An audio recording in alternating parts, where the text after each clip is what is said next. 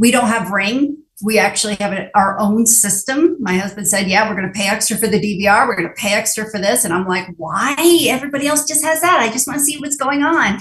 He said, nope, we're going to own our own evidence. And we're going to have the ability to say, I've done this here and when to support. And you did that after this event?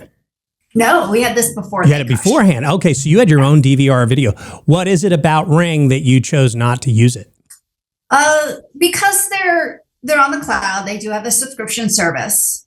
And so as we again heard with the Guntry case, it's all of a sudden that rolls over if you don't pay for it. And my husband said, no, I want control of our own data.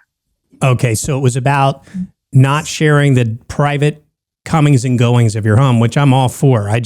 That stuff, I can't stand it when we're tricked as consumers to say, this is just a really convenient way to see who's at your door, and it'll ring your phone when they come and you can answer it, and you can chase them off if it's somebody that's not welcome.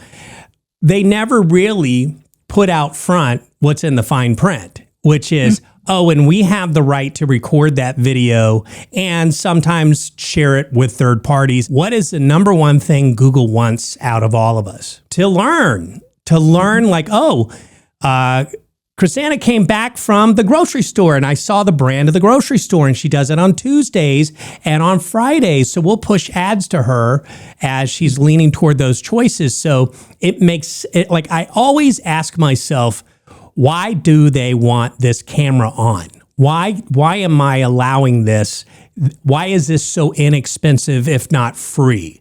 There's always a trade-off, and our privacy should not be free, and it shouldn't be taken so easily from us.